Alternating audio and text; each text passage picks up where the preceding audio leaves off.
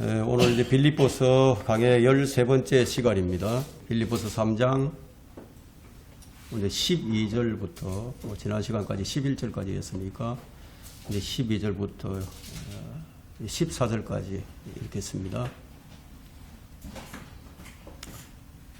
내가 이미 이르렀다 함도 아니요 이미 온전해졌다 함도 아니라 다만 나는 붙잡으려고 쫓아갈 뿐이라.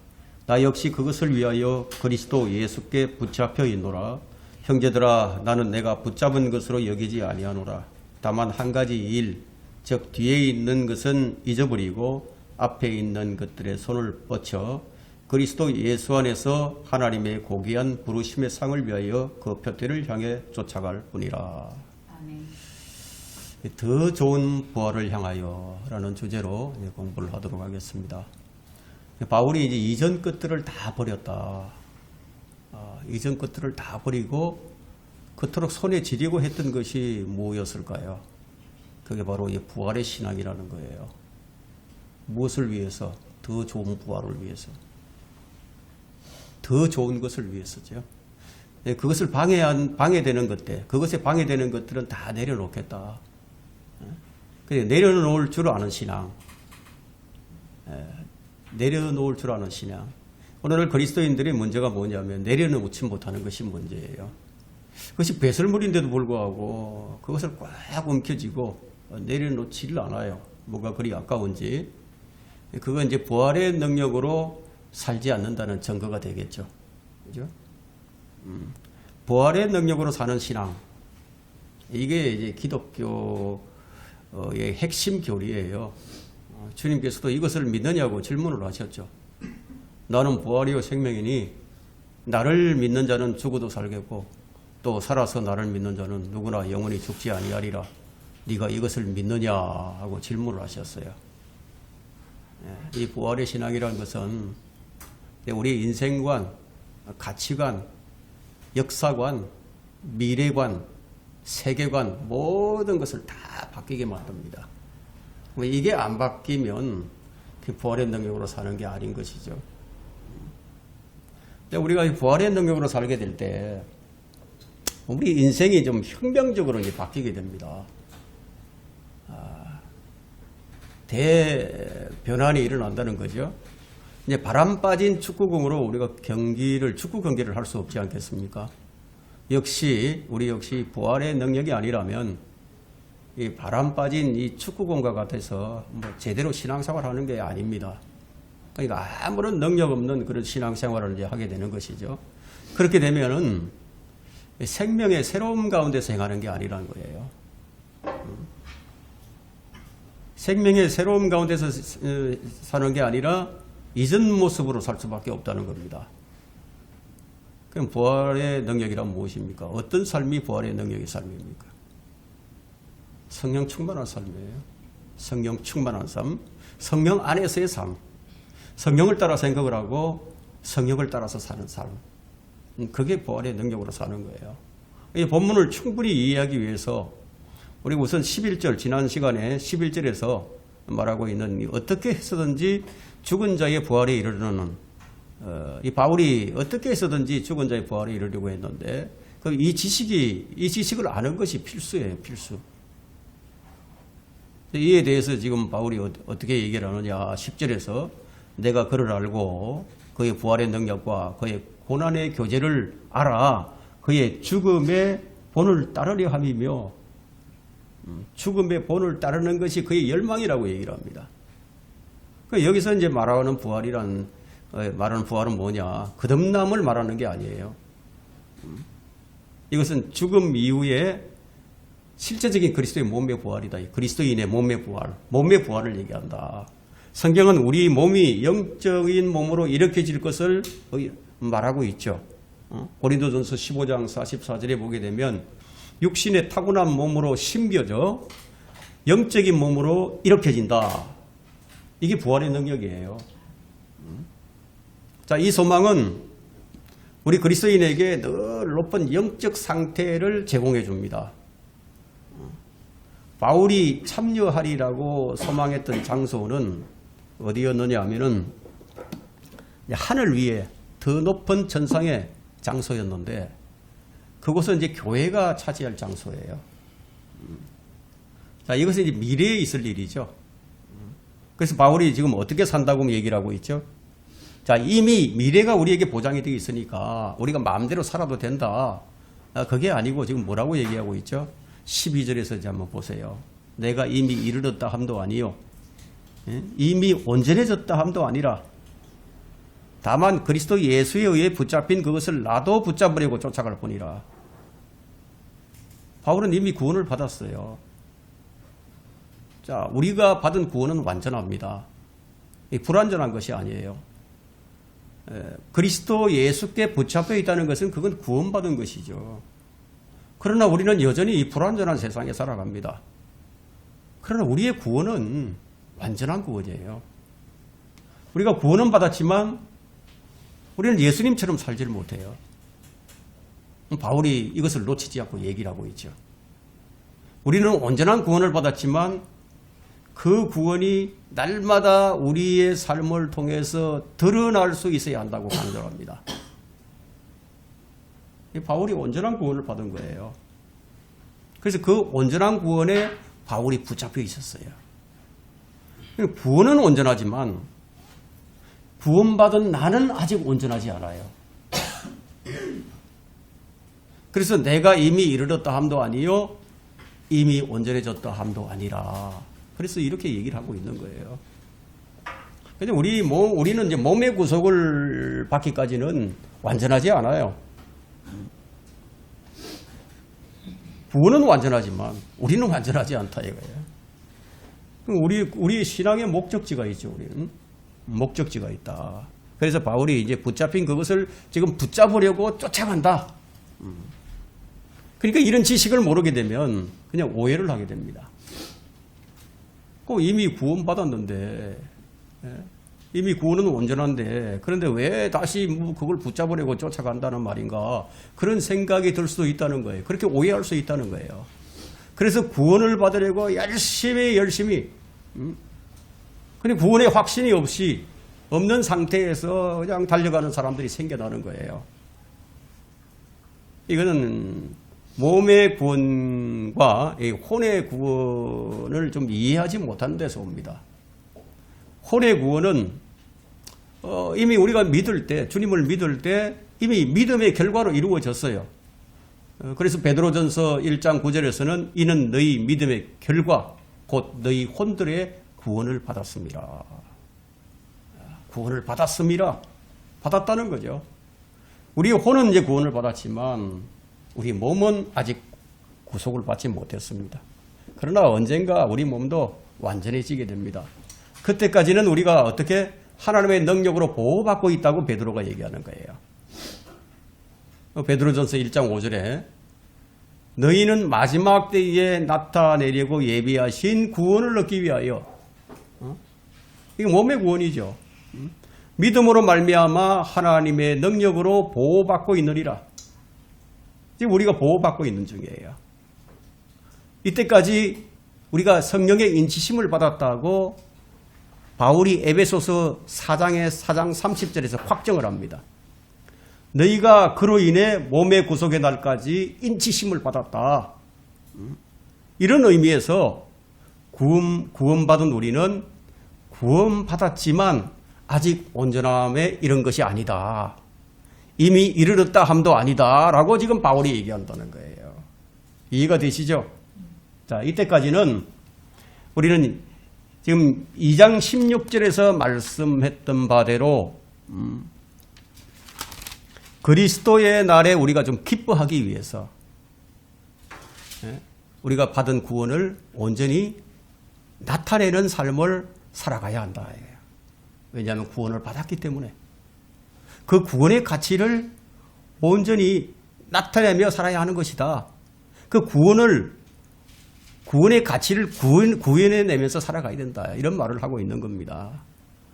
그래야만 다른 사람들이 볼 때 이 구원받은 사람들은 저렇게 변화가 됐구나. 예수님 믿더니만 저 사람이 완전히 좀 달라졌어. 그러니까 예수 믿는 사람을 통해서 예수님이 전해지지 않겠어요? 그죠? 그래서 그리스도인의 삶이란 이렇게 중요한 거예요. 그 바울이나 베드로나 사도 요한이나 왜 그렇게 믿음의 실행을 그렇게 강조를 합니까? 바로 이런 문제 때문에. 또한 우리가 그렇게 해야만 우리는 그리스도의 날에 수치를 당하지 않게 됩니다. 그리스도인이 잘못 살게 되면요, 그리스도의 날에 수치를 당하게 됩니다. 책망을 받게 됩니다. 왜냐하면 자신이 받은 구원을 드러내며 살지 않았기 때문이라는 거예요. 그 바울이 뭐라고 얘기합니까? 2장 21절에서 사람들이 어떻게 사느냐, 그걸 꼬집어서 얘기하는데, 모두 자기 일만 구하고 그리스도 예수의 일을 구하지 않는다. 이 그리스도인의 잘못된 삶의 행태를 지금 꼬집어서 얘기하는 거예요. 다들 하나님을 잘 섬기는 것처럼 보여도 알고 보니까 다 실상은 자기 자신을 위해서 살고 있더라. 이 점을 꼬집어서 얘기하는 거죠. 자, 그리스도인이 이 세상 사람들과 구별됨이 없이 똑같이 살고 있으니까 뭐 구별 없는 삶을 살면서 예수님 믿으세요. 그러면 뭐라고 얘기하겠습니까? 너나 믿으라고 그러죠. 응? 너나 믿으라고. 자, 오늘날은 교회들이 이렇게 돼버렸어요. 근데 바울은 그렇게 살지 않았어요. 그래서 바울은 17절에서 뭐라고 얘기합니까? 너희는 모두 나를 따르는 자가 되라요. 내가 그리스도를 따른 것처럼 너희도 나처럼 그렇게 따라가라. 이렇게 말을 할 수가 있었던 거죠. 사람이 무엇에 사로잡혀 있는가에 따라서요, 그 인생이 완전히 달라집니다. 그럼 예수 그리스도께 붙잡혀 있다. 그럼 어떻게 달라지겠습니까? 모든 사람은 어딘가에 사로잡혀서 그것에 마음을 두고 살아가는 거예요. 이게 무슨 말인가 하면요, 무엇인가에 중독되어 있다는 얘기예요. 근데 자신은 중독되었다고 생각지 않아요. 중독이라는 얘기가 나오면 뭐 술 중독이나 마약 중독이나 뭐 도박 중독 뭐 이런 정도로 생각을 하지, 사람은 어딘가에 종속이 되어 있다는 거예요. 사도 바울의 고백이 바로 이겁니다. 나는 그리스도께 종속이 되어 있다. 나는 그리스도께 붙잡혀 있다.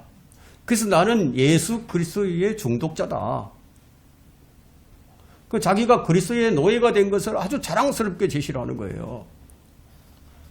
바울에게 도대체 무슨 일이 일어났기 때문에 이런 변화가 일어났을까요? 그리스도를 만난다는 건 바로 이런 거예요. 지나가다가 스치면서 지나가면서 이렇게 만난 것은 그건 만남이 아니죠. 그죠? 그리스도를 진정으로 만난다면 변화가 일어난다는 거예요. 그래서 고린도후서 5장 17절에서 말하는 말씀에 따라서 바울에게 그대로 그의 삶이 그냥 나타난 겁니다. 그러므로 누구든지 그리스도 안에 있으면 새로운 피조물이라 해요. 옛 것들은 지나갔으니 보라 모든 것이 새롭게 되어도다. 그러면 과연 이 말씀대로 그의 삶에서 정말 이렇게 살아가는 그리스도인이 얼마나 될까요? 이것은 자주 대하는 말씀이지만 우리는 이 말씀에 자신을 늘 투영해 봐야 됩니다.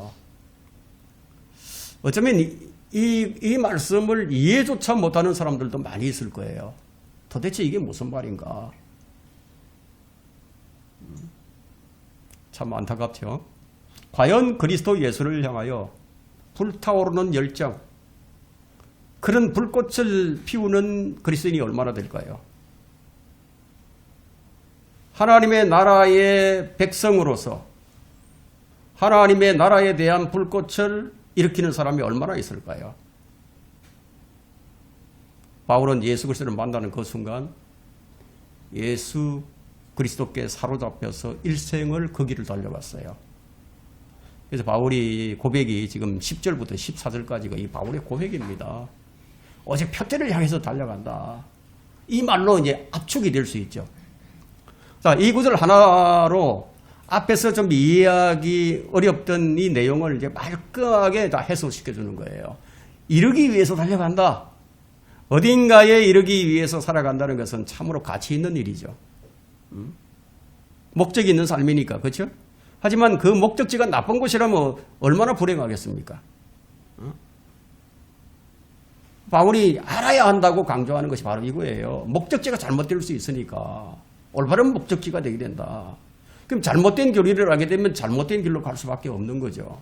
그래서 교리가 그렇게 중요한 거예요. 그래서 바울이 여기서 자신과 자신의 경험에 대해서 실제로 무슨 말을 살펴보는 것이 매우 중요하다고 볼 수 있습니다. 도대체 바울이 무슨 말을 하고 있는가 자신의 경험을 했기 때문에. 그럼 우리는 그렇지를 않죠. 우리는 이제 바른 교리와 바울이 여기서 이제 알고자 하는 것이 무엇인지 우리는 정확하게 이제 우리는 이제 알고 있습니다. 우리가 장차 이룰 곳이 어디입니까? 본향이에요. 본향. 우리가 어디서 태어났습니까?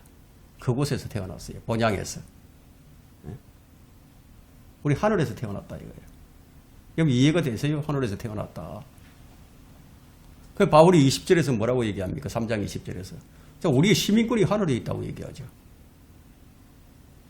하늘의 시민권을 가진 그리스도인에게는 육체의 부활이나 휴거는 반드시 일어난다는 거예요.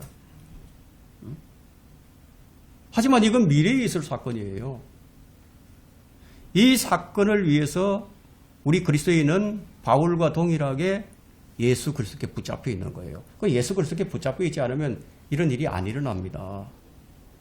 그러면 예수님께 붙잡혀 있는 사람은 떨어질 수 없어요. 왜냐하면 아무도 떼어놓을 수가 없어요. 그 요한복음 10장 28절에서 주님 말씀하셨죠.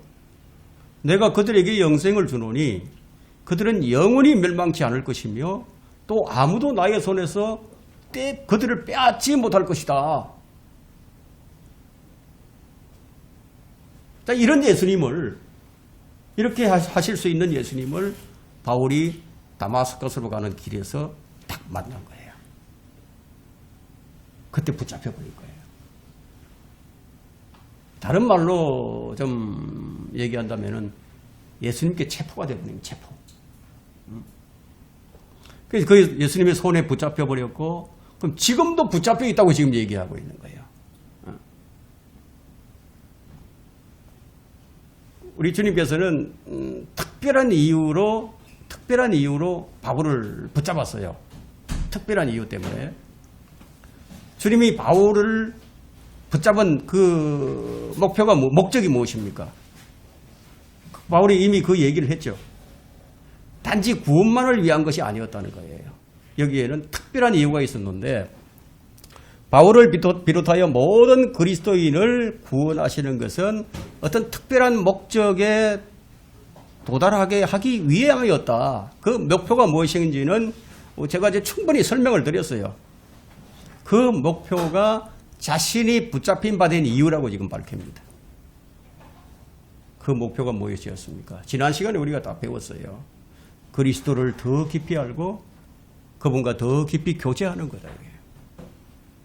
그리고 그리스도로 우리가 살아가고 그리스도처럼 죽고 그리고 주 예수 그리스도를 자신의 삶으로 나타내는 것. 바로 이 목적을 위해서 자신이 사로잡혀 있다. 바울이 붙잡힌 이유를 충분히 설명을 하는 거예요.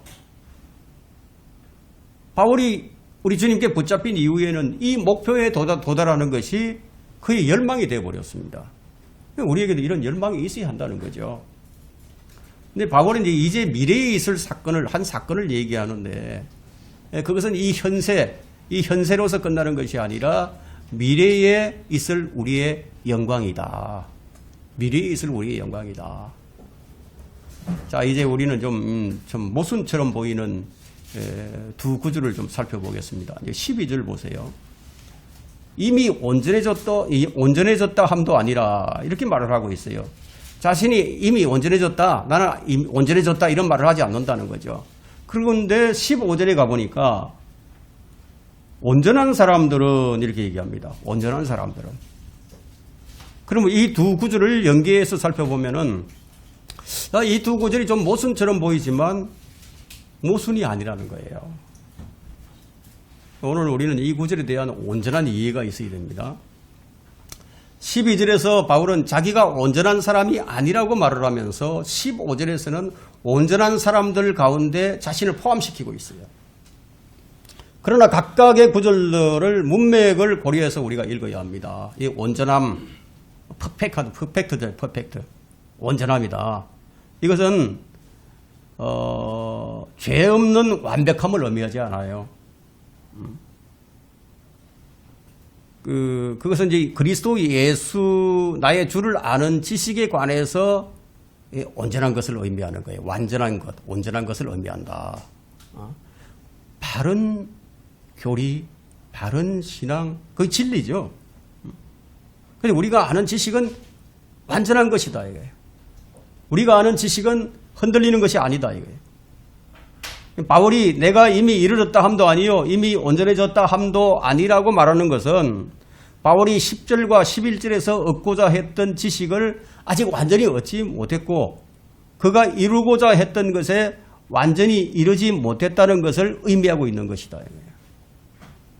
또한 15절에서 말하는 누구든지 온전한 사람들은 이같이 생각할지니라 이 말의 의미는 이 13절과 14절에서 표현하고 있는 뒤에 있는 것은 잊어버리고 과거죠. 과거. 뒤에 있는 것은 잊어버리고 미래에 대해서 앞에 있는 것들에 손을 뻗쳐 미래에 대한 현재의 자세로서 온전히 따르고 있다는 것을 얘기하는 겁니다. 결과적으로는 뭐냐면 이 온전한 15절에서 온전한 사람들이란 그 성숙한 그리스도인들을 얘기하는 거예요. 영적으로 자라난 사람. 온전한 자의 정확한 뜻은 우리가 에베소서 4장 13절에서 발견할 수 있는데 모든 그리스도인이 그렇게 해야 됩니다. 에베소서 4장 13절을 한번 펼쳐보세요.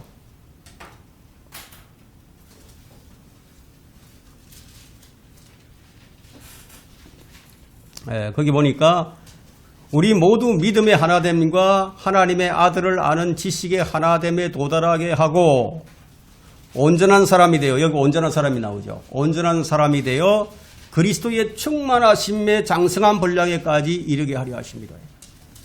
그 온전한 사람이란 그리스도의 충만하심의 장성한 분량에 이른 사람을 얘기한다. 영적으로 어른이 된 사람을 의미한다는 거예요. 그러니까 우리 인생에 있어서 그 최고의 전성기가 있죠. 그러니까 최고의 전성기에 있는 사람인데 여러분 각자는 자기의 철학과 가치에 따라서 아마 자기 인생에서 아마 어떤 전성기가 있었을 거예요. 그리고 그것을 자기의 인생의 기준으로 아마 삼았을 겁니다. 그리고 그것을 틈만 나면 자랑을 했겠죠. 그런데 바울이 지금 오늘 본문에서 뭐라고 얘기를 합니까? 자기가 그리스도 예수께 붙잡혀 달려올 만큼 곁길로 가지 않고 달려올 만큼 달려왔다 이거예요. 할 만큼 다 했다 이거예요. 한번 바울을 한번 보세요. 1차, 2차, 3차 선교여행을 마쳤죠. 사실 많은 일을 했어요. 할 만큼 한 것이 분명합니다. 그런데 놀랍게도 바울이 뭐라고 얘기합니까? 13절에서 뒤에 있는 것은 잊어버리고 뒤에 있는 것은 잊어버린다. 이만하면 됐다가 아니죠. 할 만큼 했다가 아니다. 이거. 바울이 얼마나 많은 고난과 얼마나 많은 업적을 세웠습니까? 얼마나 자랑스럽겠습니까? 그것이. 그러나 그는 결코 뒤를 돌아다보면서 자랑하지 않았고요.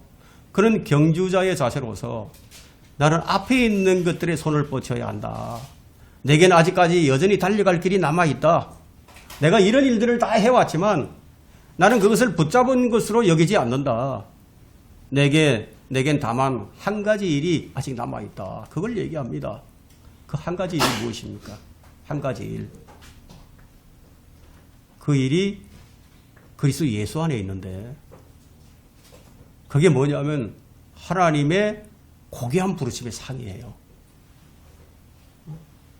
그게 한 가지 일이에요.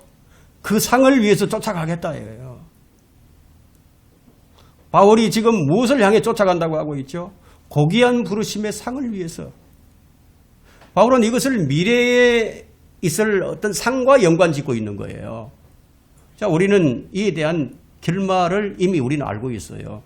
왜냐하면 여러분이 이제 13절과 14절을 읽을 때 여러분 성경에 어떤 구절이 떠올랐습니까? 13절과 14절을 딱 읽을 때 상 얘기가 나오면 어디로 가야 됩니까? 예? 그리스도의 심판석 떠오르죠. 그럼 그리스도의 심판석에서 상을 받으려면 경주자가 되어야 되겠죠. 그러면 고린도전서 9장으로 달려가겠죠. 고린도전서 9장에 보면 9장 24절에서는 경기장에서 달리는 사람들이 모두 달릴지라도 한 사람이 상을 받는 것을 너희가 알지 못하느냐.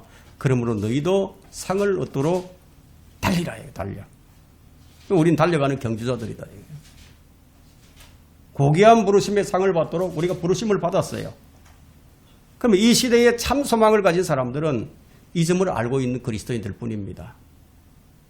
그래서 잘 달려가기 위해서 그리스도를 아는 지식이 필요한 거죠. 이것이 더 좋은 부활을 향해서 가는 거예요. 이런 지식이 마음에 깊이 새겨져 있지 않은 사람은요, 구원 받아서도 기쁨이 없어요. 이건 구원받은 게 맞는지 도무지 알 수 없는 그런 오직 오리무중인 사람들도 있다는 거예요. 왜냐하면 신앙의 본질을 추구하지 아니하고 그 세상의 본질을 추구하는 그리스도인들, 이 차마 이제 그리스도인이라고 부를 수 없는 그런 상태에 있는 그리스도인들이 있다 이거예요. 이런 자들을 향해서 바울이 말하기를 나는 너희들이 구원을 자랑하고 은사를 자랑하고 너희 자신을 그렇게 자랑하느냐. 그런데 내가 너희 상태를 좀 보니까 아무리 너희 봐도 너희가 구원받았는지를 잘 모르겠다. 어? 너희 상태를 보니까 그렇다 이거예요. 그러니까 너희 스스로 너희 구원을 시험해보고 입증을 해보라. 이런 말을 고린도 교회에 하지 않았습니까? 먹고 살만하고 이제 경제적으로 좀 부유해지면요. 그게 자기가 잘 믿어서 그런 줄 알고 영적으로 눈이 멀어 있으면서도 부활의 능력이 무엇인지 그리고 그분의 고난의 교제를 어떻게 하는 것인지 이걸 알지 못해요. 왜냐하면 신앙의 표대를 놓쳐버렸기 때문에. 아니 어쩌면은 아직까지 그 표대가 무엇인지도 모르는 상태에 있을 수도 있죠. 그 14절에 보니까 그리스도 예수 안에서 하나님의 고귀한 부르심의 상을 위하여 그 표대를 향해 쫓아갈 뿐이라. 다른 게 없다는 거예요. 바울에게는 고귀한 부르심이 있었습니다. 그는 이방인 사도로 부르심을 받았어요. 만일 그가 그 부르심을 잘 수행을 한다면 얻을 상이 있겠죠. 그럼 이 상은 여러 가지 면류관으로 주어지게 되는데 이 상을 얻기 위해서는 구원받고 그리스도 안에 있어야 할 뿐만 아니라 10절에서 말하는 것처럼 자신의 생활에서 그리스도를 더 많이 알아가야 하고 부활의 능력과 그의 고난의 교제를 알아서 경험적으로 그분을 알아야 하고 어떻게 해서든지 그리스도의 죽음의 본을 따라가야 한다는 거죠. 바울이 실제로 그렇게 살았어요. 우리 신앙생활에는 이게 필요합니다. 말하자면 우리 지상의 삶에서 그렇게 살기 위해서는 무엇이 필요하다? 고난의 교제가 필요하다. 부활의 능력이 필요하다. 그리스도를 더 많이 알고 더 깊이 알아야 한다. 자, 이것은 에베소서 3장 20절에서 설명한 바가 있습니다. 이제 우리 안에서 역사하시는 능력을 따라 우리가 구하는 것이나 생각하는 것보다 훨씬 더 풍성하게 하실 수 있는 그분께 그분은 우리 안에서 역사하신다. 그럼 우리의 능력이 그분의 능력이죠. 그분이 우리의 능력이다. 이것을 지금 빌립보서 2장 13절에서 보았던 이는 너희 안에서 역사하시는 분은 하나님이시기 때문이니. 자, 우리가 지상의 삶에서 무엇이 필요한지를 잘 알고 있습니다. 바로 이런 것들이죠. 무엇을 통해서? 전적으로 하나님의 역사를 통해서요. 그 나라는 존재가 부각되면요, 우리 신앙은 실패합니다. 한 가지 유념해야 할 것은 바울이 죽음의 본을 따르려 함이라고 말했을 때 이것은 이제 문자적인 십자가의 죽음을 의미한 것이 아니에요. 그럼 뭐냐? 죽으면 죽으리라. 주를 위해서라면 내가 죽어도 좋다. 그런 심정으로 주님을 따라가는 거예요. 그래서 주님이 우리에게 한 발자취를 남겨놓았었어요. 그게 뭐냐면 이를 위하여 너희가 부르심을 받았으니 그리스도도 우리를 위하여 고난을 받으시고 우리에게 한 본을 남겨놓으시어 너희로 그의 발자취를 따르게 하셨느니라. 우리는 그분의 발자국을 따라가는 사람이에요. 그분이 밟고 간 그 발자국을 우리가 거기서 포개면서 따라가는 사람이다. 이게. 그러므로 11절에 죽은 자들의 부활에 이르려는 것이라. 이 말은 히브리서 11장에서 말하고 있는 더 좋은 부활에 연계시키게 됩니다. 그 더 좋은 부활을 얻으려면 필수 사항들이 있는데, 첫째, 그리스도인은 의식적인 종교 행위를 배설물로 여겨야 된다. 왜냐하면 그것들은 육신을 따른 것이기 때문에. 둘째, 그리스도를 얻어야 한다. 8절에서. 근데 그리스도를 얻는다는 것은 이 8절에서 말한 것처럼 그리스도를 아는 고상한 지식을 말합니다. 그럼 어떻게 그걸 얻는가 하면 10절에 보니까 내가 그를 알고, 그건 개인적인 교제예요. 개인적인 교제로 그분을 아는 거예요. 그리고 그분을 얻어야 된다 이거예요. 그를 죽은 자들로부터 일으키신 능력의 부활을 주장하면서 매일 내 몸을 억제하고 죽임으로써 내가 사는 것이 아니라 그리스도가 사시는 것처럼, 그리고 계속 하나님의 뜻을 따름으로써 과거를 잊어버림으로써 뒤에 있는 것은 잊어버리고 앞에 있는 것은 손을 뻗친다. 부르심의 상을 위해서. 그렇게 그 표대를 쫓아감으로써 얻어야 된다는 겁니다. 이 본문에서 제시한 그대로죠. 그러나 이제 너무나 많은 그리스도인이 너무나 오랫동안 타락했기 때문에 앞을 향해서 나가지를 못합니다. 믿음의 전진이 없는 거죠. 많은 사람이 뒤에 있는 것을 잊어버리지 못하고 있어요. 내가 이런 일을 했는데, 내가 옛날에 이런 일을 했는데,